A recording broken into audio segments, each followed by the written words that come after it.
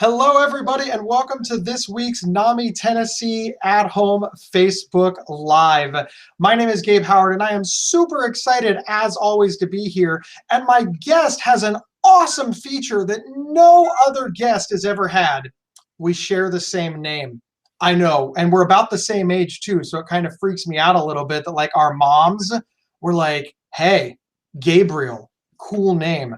But before we bring Mr. Nathan on, because that's the only way we're going to be able to separate ourselves, right? I want to remind everybody to join NAMI Tennessee's email list at namitn.org. It is really super cool. You find out about all the cool things that are happening at NAMI Tennessee, including Facebook Lives and other awesome stuff that we are doing. All right, enough about me. Gabriel, welcome. Hello, NAMI Tennessee. Hello, Gabe Howard. It is a joy to be here, and we can do the Gabriel Gabe thing. That should help people keep us apart. Fun fact about my name: when my parents had their first date, and I don't recommend this to, if you're like just starting to court someone and just having your first date, but my mother told my father, I want to have two children. And I want the girl to be named Alexandra, and I want the boy to be named Gabriel. And both of those things came true. I don't know what my father was thinking when he heard that. Like, whoa, this is getting serious pretty fast. But yeah, there you go. That's the story of my name. Do you think your father ever looks back on that moment and thinks, I wish he would have said, we're going to be multimillionaires? I don't think I think you're making an assumption about my father, which is that he looks back on that moment. I don't think my father isn't a look back kind of guy. My father is a look ahead kind of guy, which is a real, I don't know if you want to just jump right into mental illness. Well, yeah, that's a real difference between him and I, he and I, me and him. It's funny, I'm an editor-in-chief, but I always can't get that right. But he does not look back. And that's something that I have a lot of trouble with. I tend to get really stuck in the looking back and what ifs, and what if I had made a different choice, and why did I do that, and obsessing over things that are unchangeable, right? That are cemented in the past. And I find that that's where a lot of my depression lies, in the past, and a lot of my anxiety lies in the future and looking forward. And so I kind of tend to get caught in the middle. My father really doesn't have those issues. He's either a look ahead, but not look ahead in anxiety and in worry, but in look ahead and I'm an ambitious guy and I'm excited about the future and I want to go to what's next. Or he's very much in the present, and I really admire that about him. And part of the work that I do in therapy is trying to be here now. Like, I'm really trying to be here with you, Gabe, and in this moment, and not be like, what if the dog barks, and what if, my wife and children come home in the middle of this, and just to be here. Gabriel, it's really good advice to be in the moment, but it's not good advice to be in the moment if you're trying to tell a story. Mental health storytelling is more often than not, it's either about crisis, the way that we got diagnosed, something bad that happened to us or our family member or the people that we love, or it's about success. But it's never about the moment that we're in. Nobody sits down and writes about the moment that they're in, because they would be writing about writing, and, well, that would just be boring. But before we get to that, let's establish a couple of bona fides for Gabriel Nathan. You're the editor-in-chief of OC87 Recovery Diaries, which I've taken the liberty of popping the email address right on the screen. And you do a lot of stuff in the realm of telling mental health stories. Can you tell us what OC87 Recovery Diaries is, and why you are qualified to talk about telling mental health stories? Sure. So OC87 Recovery Diaries is a nonprofit mental health online publication. And we really have two core ways of telling mental health recovery stories. So first of all, we have the first person mental health essay. So we publish an original first person recovery essay every single week on Wednesdays. On the last Thursday of every month, we produce an original short mental health documentary film that profiles an individual who's living their best life with a mental health challenge or mental health challenges. We have profiled survivors of gunshot wounds, some young Black men who are in a support group to deal with the emotional impact of being shot and being paralyzed or having quadriplegia after being shot. So there's that physical wound, and then of course there's the trauma that goes along with that. So we've profiled some of these men. We've also done a series called Beneath the Vest, First Responder Mental Health, where we profiled a 911 dispatcher, police officers, firefighters, EMS personnel, and a crisis intervention specialist, all talking about their own mental health recovery journey. We've done a film about a Philadelphia yarn bomber who crochets all over the city, who lives with anxiety and depression. We did a film about Gabe and I driving around my neighborhood in my van, talking about men's mental health and our different mental health recovery experiences. So that's OC87 Recovery Diaries. It's essays and films. There's a ton of content there. It's all free for you to enjoy. And as editor-in-chief, one of the things that I do is I help people tell their mental health recovery stories through editing their essays or, helping to produce the films. That's really my job, and it has been since 2016, I guess. Wow. Gabriel, you and I met because, hang on, I got to rack my brain here. You wanted me to tell my recovery story for OC87, and it was an excellent experience. And just to provide a modicum of backstory, I had written about my experience many times. So this wasn't like the first time I was ever doing it. And what I enjoyed about writing for OC87 and why I wanted to have you on the show is I didn't just turn in a story and you were like, oh, Gabe, that's interesting. And then we worked together. And I feel, everybody's mileage may vary, but I feel that you made me go deeper. You're like, okay, well, you said you were scared. Scared of what? What was the worst possible scenario? You said you were anxious. What caused it? What made you get over it? You filled in a lot of gaps that historically the personal writer doesn't see, but you saw them because you edited it. So that sets up the groundwork for my first question. Do you feel that when people write their stories, and I'm going to just go with writing, mm-hmm. that it's beneficial for them to work with this sort of unbiased third-party observer to ensure that they're getting the whole story out, that they're going deep enough, that they're interesting, or whatever you want to put? Is that something that people benefit from? Well, I can say 100% that people benefit from having an editor. So here's the thing, right? First of all, you said something to tell the whole story. The whole story is never told, right? So there's no possible way to tell your whole story. But what a professional editor can do, and if you write for OC87 Recovery Diaries, you'll either have me or you'll have, we have two part-time editors, Evan Bowen-Gaddy and Laura Farrell, and they're both extraordinary human beings and wonderful, compassionate, sensitive editors. When I work with people, and like people hear the word editor and they think, oh, this is a guy who's going to talk to me about comma splices and hyphens and stuff like that. It's not like, I do that, okay, as needed. But I view myself as an editorial cheerleader, and I use that phrase, and it's like, imagine someone like me with pom-poms, like, on the side of the thing. That's not what it is.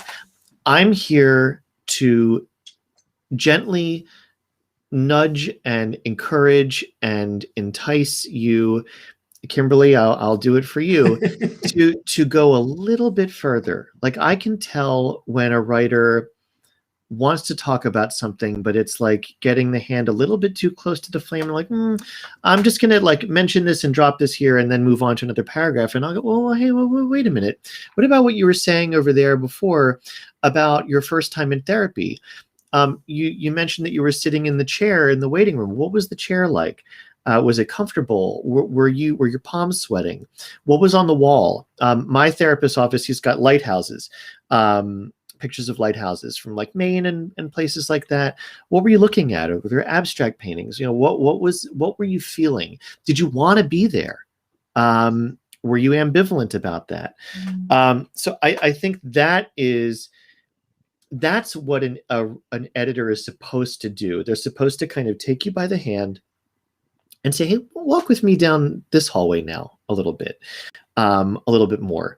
And you don't know what's going to come out once an editor starts asking you questions. And I think it's very exciting. I think it's very, very exciting to look at an initial draft that gets sent into me and then the final draft of what we post on the website. I love looking at those kind of side by side and seeing the evolution. How do people take it? Because I know that, like I said, I was like, I've done this before. I'm an expert. And I turned it in. I felt like it was polished and done. And you were like, boom, boom, boom, boom, boom, boom, boom. Now, I've worked with an editor before. And while I may have been surprised that you had all of these points, I wasn't like offended or bothered. Do you get people who are offended that don't understand? Is it just everything in between? Talk about that. So we have a long statement on our site. And of course, there's the phrase, nobody reads the copy, but we've got a very long statement on our page on the tab, share your story. And it talks all about our process and that you'll work with a professional editor and that there might be 2, 3, 4 rounds of revisions. And it might take, months from the time you initially contact us to the time your piece is up there. Whenever someone reaches out initially, I always assume that they haven't read that. And I'm usually right. So when I write back to them and I say, hey, I really liked your piece, please visit this page and read what we've written here, what I've written here, and let me know if you're on board with this whole process. If you're not, it's okay, right? So people will read it and they will invariably say, yes, I'm fine, that's great, let's roll. Sometimes, and this is very rare, but sometimes after the first round of edits, a person's like, yeah, I'm not really feeling this. I don't want to do this. Or they're not okay with using their real full name. And that's an issue that I've come across several times. At OC87 Recovery Diaries, we do not publish anything that is written under a pseudonym. We don't publish anything that is written by like Gabriel N. I'm not going to do that. Because we really feel that that's anathema to our mission of stigma busting. And if you're kind of hiding behind a pseudonym and you're not quite okay with sharing your story, it's like, well, why is that not okay? We want to communicate to people that it is okay. So if that's not right for you, there are other publications out there who will publish anonymous or with a pseudonym, but not us. So people will walk for different reasons. But I would say overwhelmingly, people stay through all the rounds of revisions. And not only that, I've gotten some really, really beautiful unsolicited emails from people who have completed the editorial process and really are very emotional about what it meant to them. And that's really gratifying for me.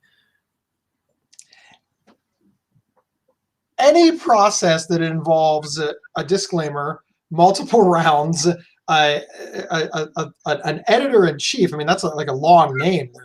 There may be hyphens in it. I don't even know. I'm not an editor. It sounds really, really scary.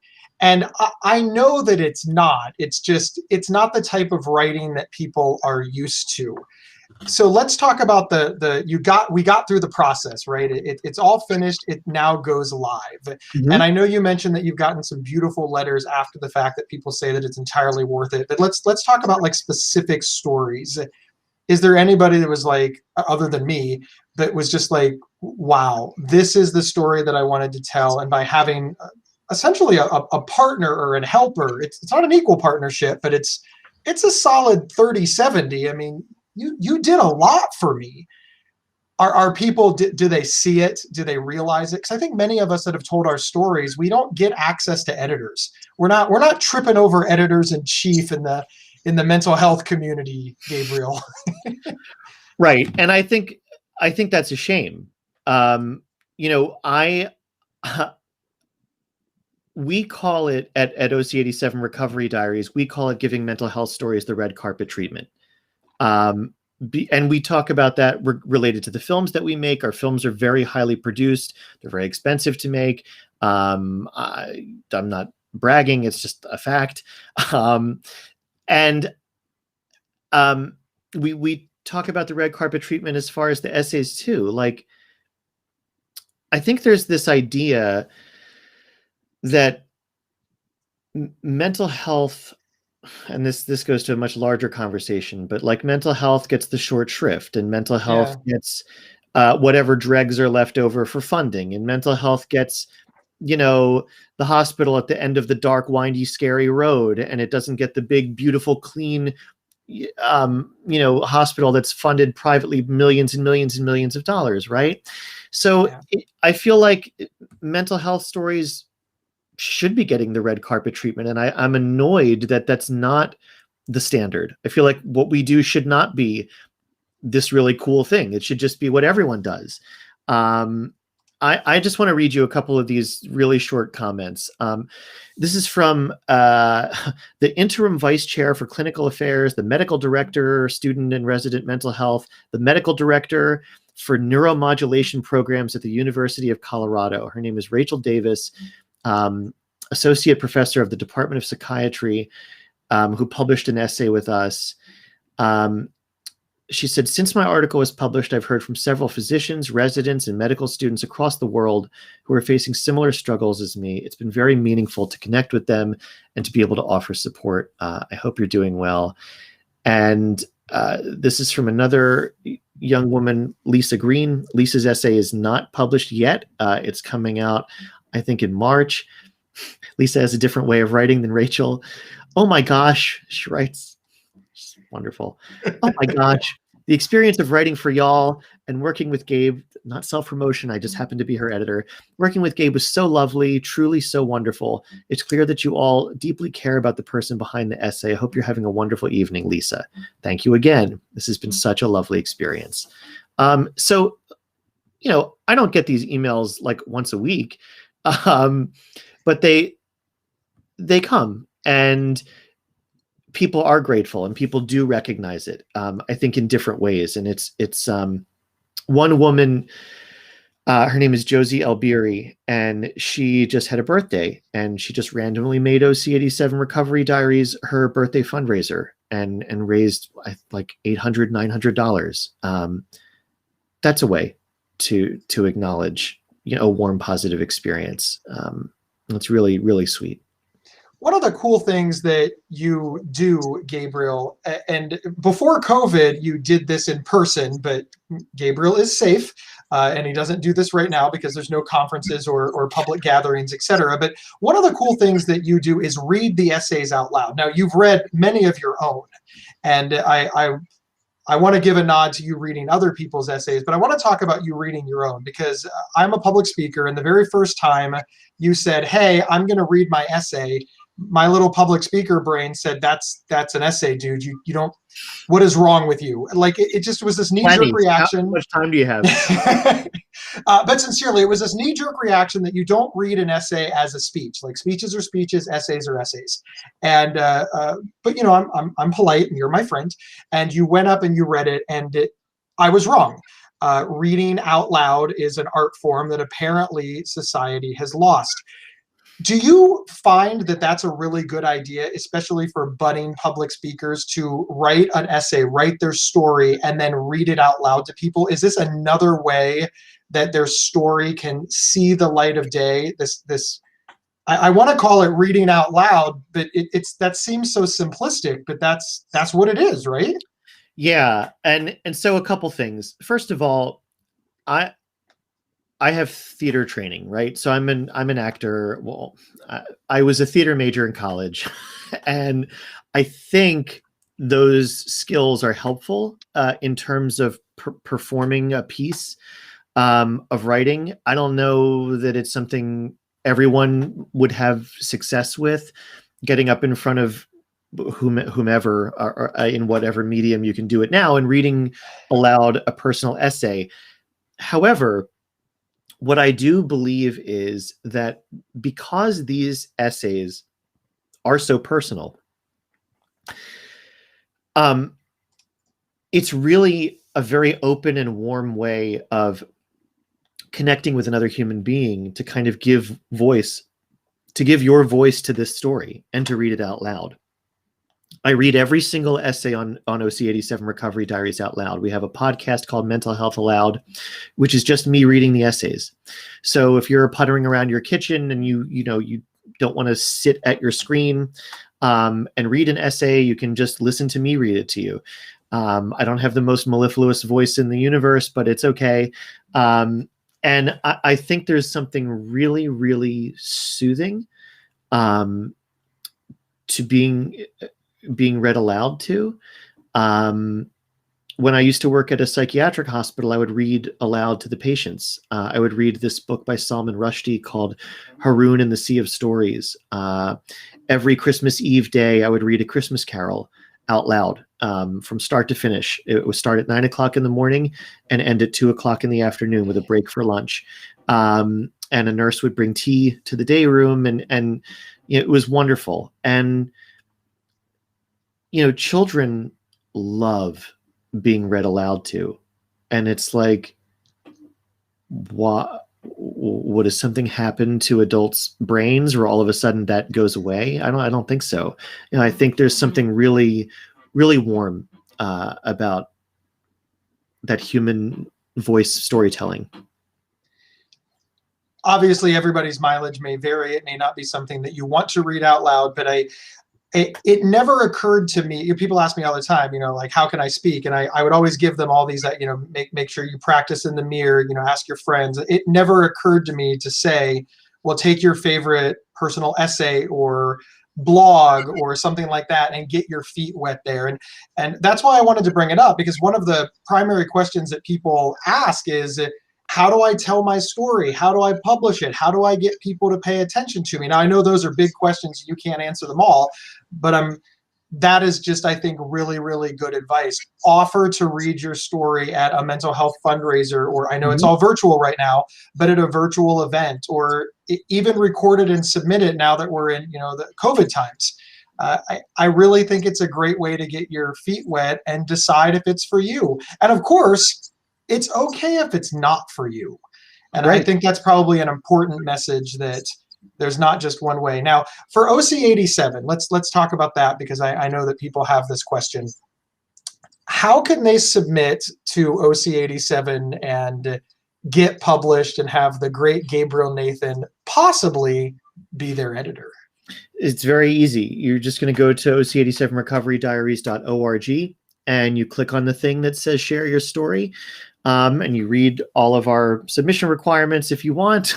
I'm going to make you do it anyway if you submit, and I'll just be like, hey, did you read this, by the way, before we go further? Or you can just send an email to submissions@oc87recoverydiaries.org, and it all comes to me, right to this thing that's sitting in front of me. And I read the essays. We have an editorial assistant, Lena Van, who reads the essays. We chit chat about, do we think this would be a good fit for our site? We have a couple requirements, really, just that the essay is between 1,200 to 1,500 words. Gabe, your initial essay was much longer, and that's okay. Like, it's a rough guideline. It's not a hard and fast. We don't really have any hard and fast rules. We just have guidelines, and you send it in, and we'll see what happens. We either make a determination that it's right for the site. Maybe it's right for the site, but not right now. Some essays that we receive require a very, very light editorial hand, maybe one round of revisions. Sometimes I will get an essay and the writing quality is just not there, but the story being told is very, very compelling, or it's a story that we really haven't heard before. And so I will, write back to the author and be like, this is going to require some work. Are you willing to put in, some work here in terms of technical aspects of writing? If you are, I want to help you tell this story. So there's a lot of different considerations that go into whether or not we're going to publish a piece. One of the messages that forgot to pop myself on the screen. One of the messages that I'm hearing is that you should just submit. Yes. I think that's probably don't psych yourself out. Don't try, just submit it. Gabriel will read it, and then.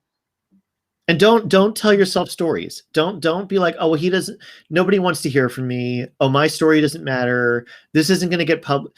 So I'll tell you, as an actor and as someone who has auditioned for shows, and who has not auditioned for shows, that I probably should have, there have been times where I have talked myself out of auditioning for something and said, I'm not right for this. This is all wrong. I'm not right for this part. This director will never cast me.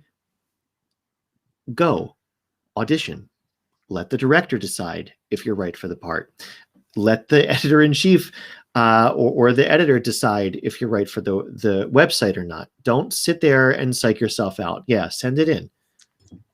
I love that. We have a question from the audience. Jeff Fladen, who is also the executive director of NAMI Tennessee. Hi, Jeff. He says, nice to see such a warm, open, and sincere approach to mental health storytelling.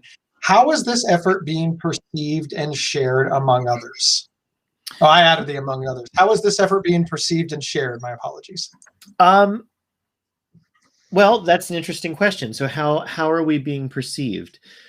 I think, and I like to think, based on the feedback that we get on social media, based on the correspondence that I receive from people, I think our efforts are being received very, very well.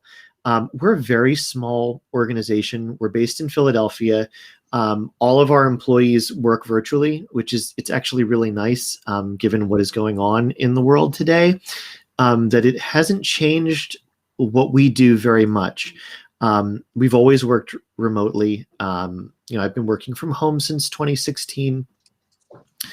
But at the different mental health events that we have been part of, particularly related to our Beneath the Vest first responder film series, particularly at public events that we have done in the past, like, Gabe, when you came to the Haverford YMCA, we did a film screening and a talkback. It was you and I and Danette Stetler, who is a suicide loss survivor. She lost her son, Trent, 5 years ago to suicide. And the room was packed, and it was packed with people who were really genuinely moved by the films that we were presenting, by the genuine and candid way that we were approaching the topics of mental health challenges, of suicide. So I think that people really respond to the way in which people express themselves on our site. They are genuine, they are vulnerable, they're open, and these are all the things that we need to be when we're talking about mental health, if you're ready to do that. And I don't want to seem like I'm disrespecting people who are not there. And some people aren't, and some people may never be, and that's okay. But the people who do decide, yeah, I want to come forward, I want to tell my story, and this is the way I want to do it, I think those efforts are being received really well. This is an impossible question for you to answer, and I want you to know you went away. We have lost Gabe Nathan. That is okay. I am positive that he will be back in just a moment. I'm sure it is just a computer glitch, and I believe that he is back. You disappeared for a moment. Sorry. You said this is an impossible question for you to answer, and then everything went, and I was like, whoa. It was so impossible, it crashed the whole thing.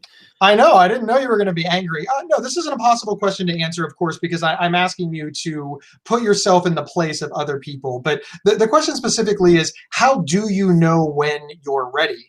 I know a lot of people are wondering, like, well, I don't know if I'm ready or not. What say you, Editor-in-Chief Gabriel Nathan? Well, I'll answer I'll answer the way I answer most questions, which is with a story. So in 2014, I was working at a locked inpatient crisis psychiatric hospital, and I was during the day, and I was working for OC87 Recovery Diaries part-time as a part-time editor at night. I would edit essays at night. And one day, the publisher and the editor-in-chief at that time, Bud Clayman, the founder of the organization, emailed me, and he said, "Hey, I know that you have some mental health challenges. Would you write a story? Would you write an essay for us about your mental health?" And I was like, but nobody had ever asked me that before. And I had never really done it. I've written a lot. I've written all through my life, but never really directly about my anxiety or my depression or thoughts of suicide. And something inside of me just said, yeah, I'm going to do that. And so I did that. And sometimes the answer to a question of, am I ready to do this, is really just as simple as what your gut tells you. If something is going to lurch forward, it's either going to be or yeah. And that answer isn't set in stone. You may decide along the way, actually, I don't think this is for me. And we have even had writers 2-3 years after writing something for us write to us and be like, "Hey, can you take my essay down?" And that's a hard thing. That's a painful thing for me, really, because I know that person is confronting stigma, right? That person is feeling, whether it's true or not, that person's feeling, I'm not getting job offers because people are Googling me and they're finding this, or prospective romantic partner is like looking me up and finding this and going, So I understand that. And I understand that nothing is set in stone, and we deal with those things when they happen, right? And it's rare. But I really do believe in listening to your gut and what that's telling you. Are you ever going to 100% know that you're ready? No, but you'll feel it. You'll feel it. I believe you have already answered, but you get more people who are glad that they did it. Oh my God. And you've been doing this for a long, long time. So yeah. This just, your percentage is like 98% happy that they did it. A couple of stories here and there, but still 4 stars.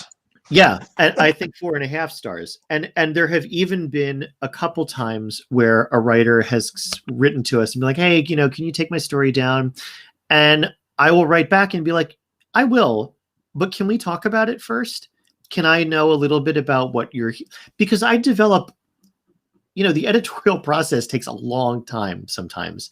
And not because the writer sucks, so I really have to get in there and work their essay. Just because it takes time. It takes 2 weeks, round of revision, 2 more weeks, email, correspond. We're talking about really personal things. Sometimes I disclose personal things if something really resonates with me, and a relationship forms. So I know these people, right? So I'll say "Hey, can we talk about this?" And we do. And there have been times where the writer's been like, "You know what? Leave it after we talk." And that's really wonderful because they're kind of stepping back from it and moving away from that kind of knee-jerk reaction of "Oh, I don't want this thing up there anymore," to actually, you know what? This is great. And I've had more than one writer say to me, if someone isn't going to hire me because of what I've disclosed in this essay, I don't want to work for that person anyway. And I think that's a pretty extraordinary statement, pretty powerful.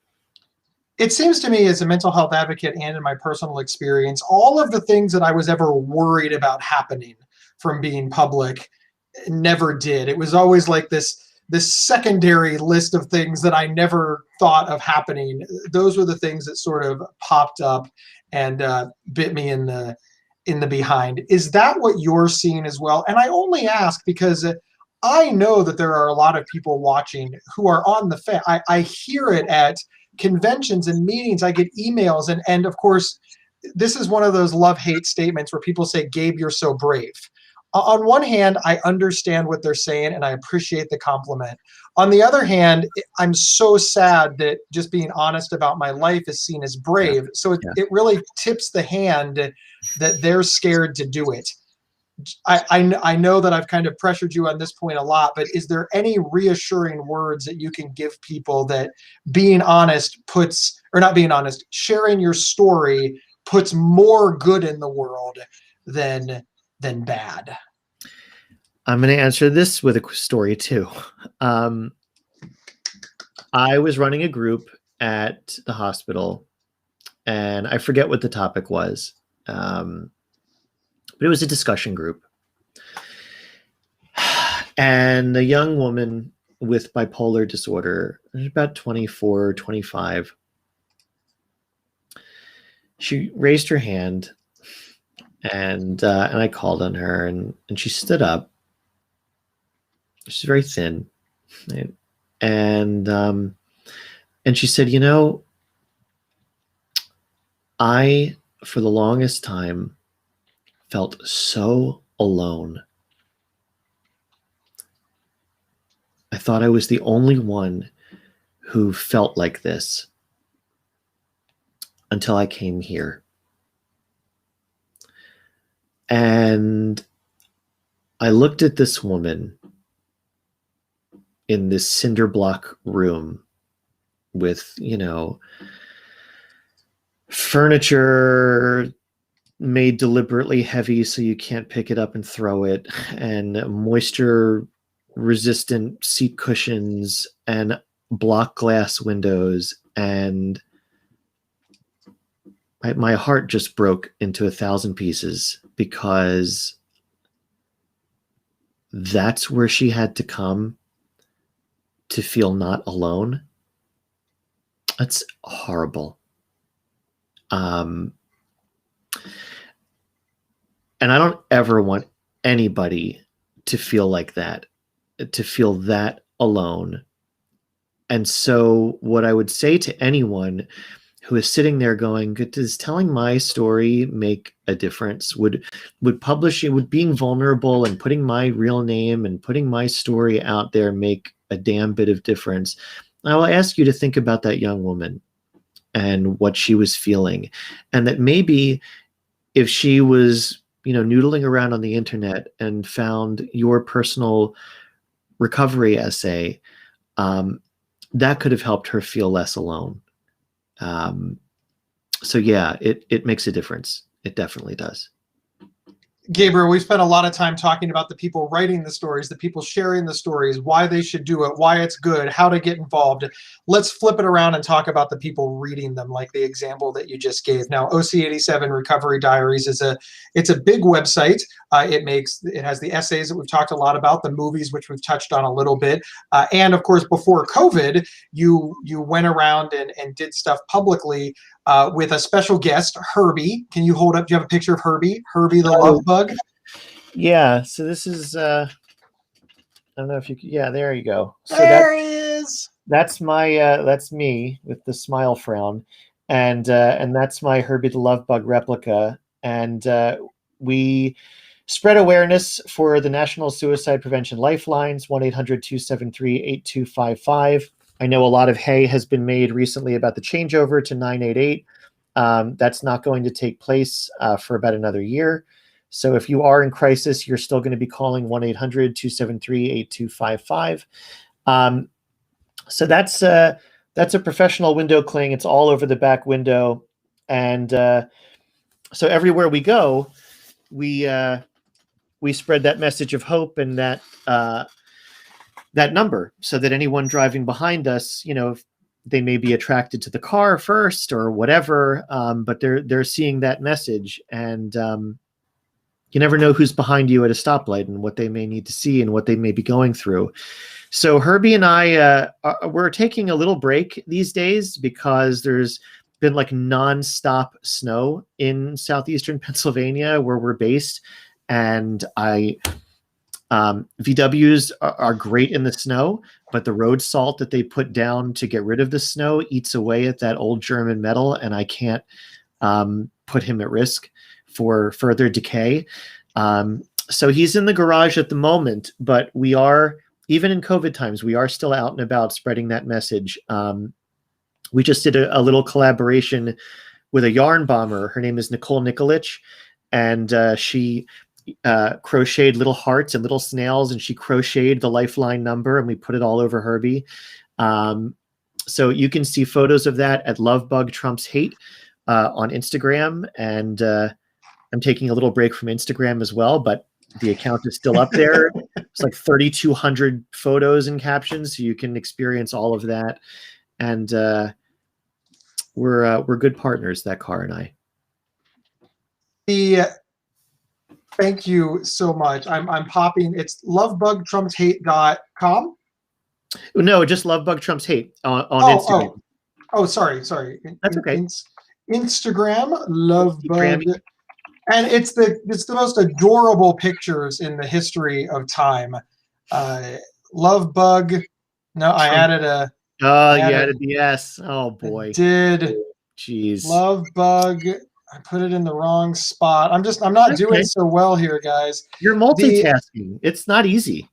Lovebug. There, I put the S in the right place this time, I think. How'd I do? The Instagram, Lovebug Trumps Hate. Perfect. Yes, check it out. Lots of great pictures. It's very, very cool. But the specific question, so thank you so much. I know that the big question is, ironically, you see by far more people who interact with the stories than create them.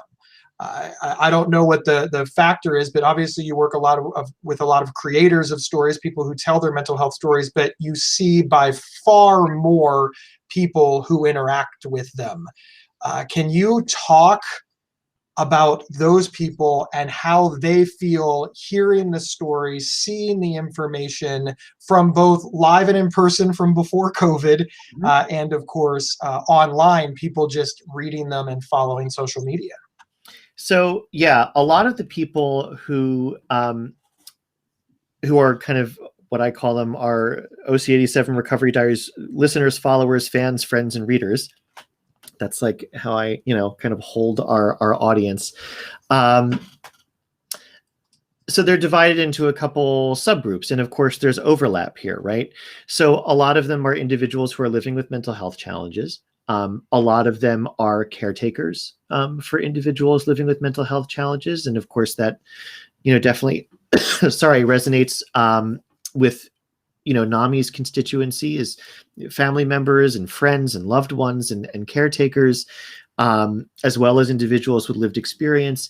We also have a healthy, kind of robust following of mental health providers, whether they're outpatient therapists, they're psychiatrists, they're psychologists, they're social workers.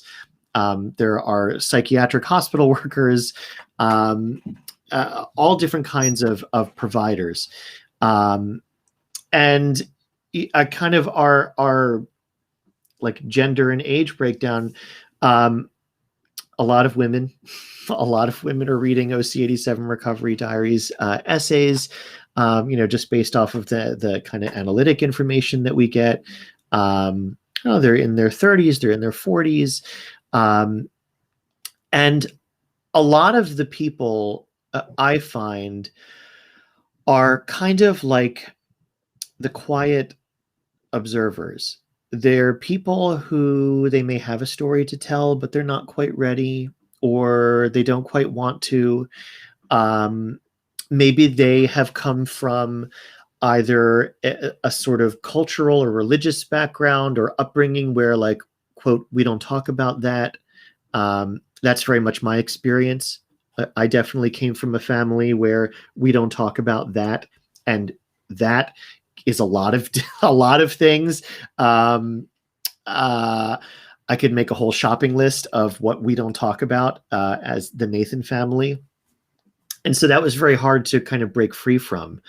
And I guess it really didn't happen to me until, I don't know, 34, when Bud Clayman said, "Hey, do you want to tell your mental health recovery story?" I don't know that I knew that I had one until he asked.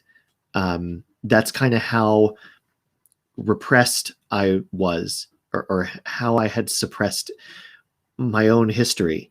I had kind of allowed myself to believe we don't talk about that. And that was it.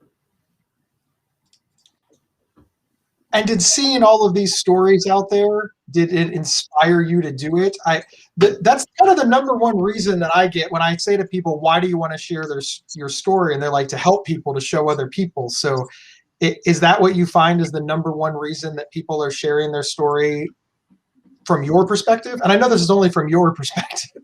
Yeah, no, definitely. I think that people are, I know that part of what moved me to want to do it and to even think that I could do it was kind of almost being cheered on by the people who were already on the site, had already done it. And, I would read through some of these essays and be like, my God, like, he said that. They did that. They gave voice to that. I can do that. It's almost, it's evidence. It's evidence that this can be done. And I have had other writers who have written me like their pitch email and said, I was really moved by some of the other stories on the site, and I read, this by so and so, or I saw this film, and it made me want to reach out and share my story. OC87 Recovery Diaries was created by Bud Clayman after he made this full-length film about his mental health recovery story and took it to film festivals, when you could still do that, all over the country. And people would stand up at the talkbacks and be moved to share their story. So that's how the whole thing was created. It was created because all these people were moved to give voice, and his story was the catalyst for that, right? So that's it. Stories beget other stories. And it's really kind of a wonderful chain reaction. Gabriel, we are almost out of time. I've put out the last call for questions, so people are deciding whether or not they want to type them in the comments section and hear from Editor-in-Chief of OC87 Recovery Diaries, Gabriel Nathan. I want to ask you a final question of my own. What is the number one question that you get asked when you are driving around with Herbie the Love Bug, the suicide prevention machine? Wow, the number one question. I mean, I guess you may not be able to quantify the number one, but a question that comes up over and over and over again. And I know probably the answer is, where did you get a love bug? But let's keep it in mental health. Yeah. Yeah, some of the questions are really stupid. Like, oh, there's no stupid question. There really are stupid questions. But the number one mental health question that I get is, what do I do? How do I'm worried about so and so. What do I do? And I don't just drive around with the Lifeline number on my car. Like, I'm a suicide awareness advocate. I'm a question, persuade, refer, QPR certified trainer. I'm not trying to brag, and there's a lot about suicide that we don't know, but I do know enough to be able to answer that question. And I think it's really important. Like, if you're going to drive around with the Lifeline number on your car, you better be ready for questions like that.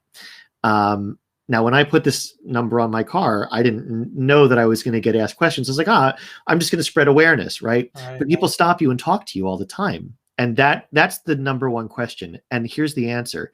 You ask. you ask, are you thinking about killing yourself? You don't dance around it. You don't say, are you thinking about maybe kind of sort of doing something to you? You don't even say, are you thinking about hurting yourself? Because they could answer, no, I'm not thinking about hurting myself. And you'll go, oh, well, okay. They're thinking about killing themselves. You ask, are you thinking about killing yourself? Are you thinking about taking your own life?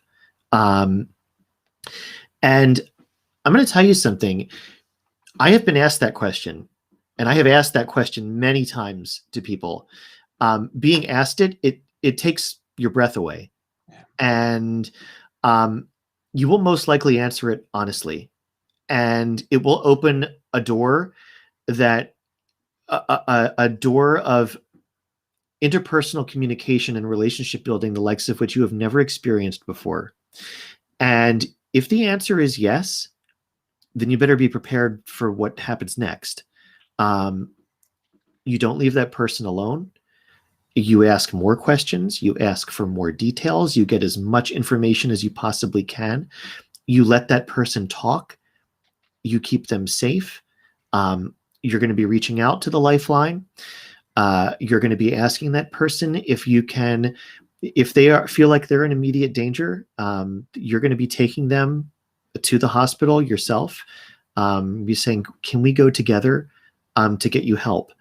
You'll be doing a warm handoff to a mental health professional in a safe environment. So it's knowing those steps. You're asking the question, you're listening to them. You're showing them that you care. You're showing them that you want them to be here. You're holding hope for them because at that particular moment they cannot. And you are getting them help. You're getting them to a higher level of care. So that's the question that's asked most to me. What do I do? What do I say?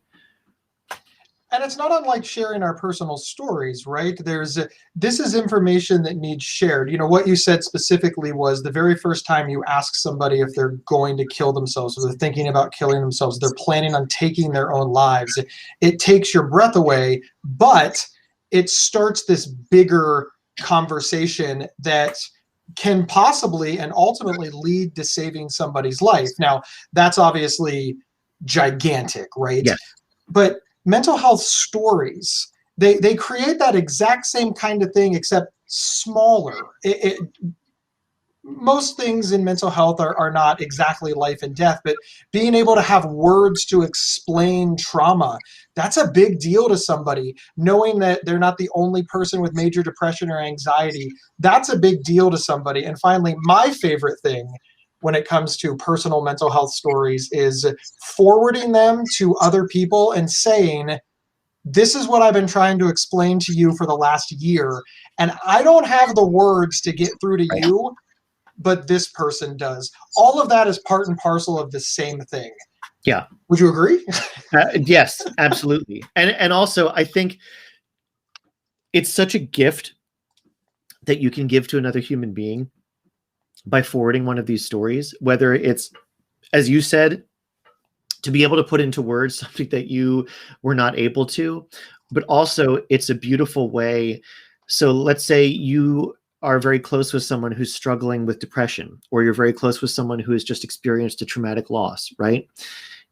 Going to OC87 Recovery Diaries, or going to the Mighty, or going to another the Better Because Project, some other mental health storytelling platform, and finding an essay that the individual writing that not only went through that experience, but kind of came out on the other side, not like and now everything's rainbows and unicorns, but got through it. It's not all better. They're still walking with that loss or that struggle, but they're on the other side of it. Being able to send that to someone else who is maybe in the middle of it, and just to show them, hey, you can get through this. This person did. That's a really beautiful thing. I think that's really powerful. Gabriel, I could not agree more. Thank you. The hour goes by so fast whenever we hang out. That's it. Yeah, that's it. So OC87recoverydiaries.org. It's right there on the screen. I've got to kind of point this way at it. Yeah, Gabriel's over it. Please check it out. It's very, very cool. Obviously, submit. We didn't spend a lot of time discussing the movies that are on there, but they are incredible, and everything on there is free. I think that, sometimes people see one of the movies, again, I know COVID times, but I was surprised at the number of people at conferences and film festivals that were like, well, how do I buy that so I can show my mom? And you're like, go to YouTube. It's free. Yeah, it's all there. Yeah, because I know you're not the bragging type, but they are much higher quality than I think people are used to in mental health, because up until OC87 came along and other organizations that are now doing a good job. 10 years ago, the best that you had was like whatever flip phone we had, and the creativity of the masses. We couldn't get the resources that we need. So thank you for being a pioneer in that industry. Thank you for shedding light on a lot of different topics in mental health, and not that there's anything wrong with only covering depression, bipolar, schizophrenia, and anxiety, but you've really reached it out into a lot of other areas: OCD, trauma, PTSD, and then even the things that first responders face. A lot of time that's missed in the greater whole. So OC87 does great work. You do great work. I think I've told you that you're great enough. I really can't do any more. Yeah, my God. Jeez. I'm okay. Oh, thank you so much for being here. Sincerely, check out the Instagram page, Love Bug Trumps Hate. The pictures there will warm your heart. It's just a little Volkswagen Beetle that is a love bug. It is Gabriel. It is flowers. I don't know. He has 2 children, so I don't know when he takes all these pictures, but it is really awesome. And then after you're done with all of that, please head over to namitn.org, sign up for our email list. And that way you don't miss cool things like this. Gabriel, thank you so much for being here. Big waves. Bye.